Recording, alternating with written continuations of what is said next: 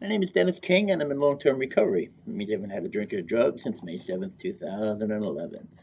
Because of that, I am able to stand here before you and participate in this project that was put forth by Samson and Oasis. I want to talk today about relationships. Um, how did I get into healthy relationships? Well, once again, I always need to talk about my past life and how I handle relationships to really kind of reflect on the relationships I'm able to be in today. I drank because I was felt socially awkward. I felt I didn't fit in, and when I drank, of course, I didn't make great choices, and I went from relationship to relationship. I never was on my own at all, until I was about 46 years old, and there weren't any of them weren't healthy because I just clinged on to anybody, and they talk about that, you take hostages when you're an alcoholic and an addict, and I probably definitely did that, and I probably was a hostage at points too, because I definitely did not go after or seek relationships with the healthiest of people. I have a relationship with my children? No, I did not. Today I do, but I did not then. I love my children. And I always did and always will, but I didn't have a relationship with them. I didn't even know who they were. They didn't know who I was. They just knew a side of me that I would allow people to see.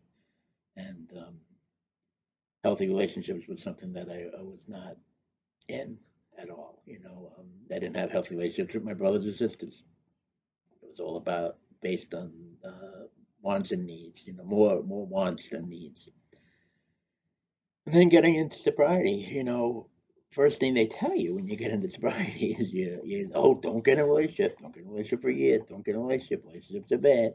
AA tells you that even though it's not in the big book, but they talk about that. Your counselor talks about it. Yeah, biggest relapse trigger is relationships, and I get it. I understand it now. I didn't then. So, I was 7 years in recovery before I got my first relationship, and that relationship didn't last. Not to negate it. I think that it was a learning curve for me. I think I got into it, and I really wasn't ready, and I didn't have my whole heart into it. And but I don't negate that relationship because it taught me and it gave me the strength and courage to seek another relationship. Today, I'm in a relationship with someone, a significant other, and because of her, I know what a healthy relationship is. It's boundaries, it's trust, it's faith, it's tolerance, it's gratitude. And when I talk about tolerance, it is because I didn't tolerate anybody else's misgivings or character defects because I had enough of my own. And if you just were doing to do something that I didn't like put the dishes in the sink the wrong way, I was going to tell you how to do it. And if you didn't do it, then I would negate you out of my life. And I don't have that today with Amy, the one I'm in a relationship with. I have found out that it's a give and take, and it's not always going to be great, but it's always going to be good, and it's always going to be better than I was before. And I'm also in a good relationship with my children. And how did I get into that? I listen to them.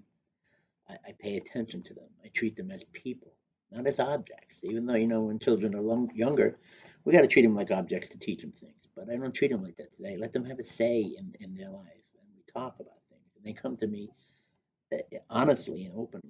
And that's great today. I have a relationship with my brother who's in sobriety. And, we talk to each other on a weekly basis. He's 8 hours from here, so it's not like we see each other all the time. But when we do, we don't skip a beat, and it's great to have that relationship with him. And I also have a relationship with my work family. I have a relationship with my CEO Connie Willie and her family, Charlie, her husband, and it's all healthy, and it's not based on fear, and it's not based on wants, and that's what most of my relationships are based on. Most importantly, I have a relationship with God, and this alcoholic, that's my higher power, and I have a great relationship with Him. I put faith in Him, I put trust in Him that it's going to be all right. I may not be okay with everything, but everything's going to be okay. And that's a pretty good statement that someone told me in early recovery. So, relationships are hard. It's work and it's work and it's work. Thank you for letting me share.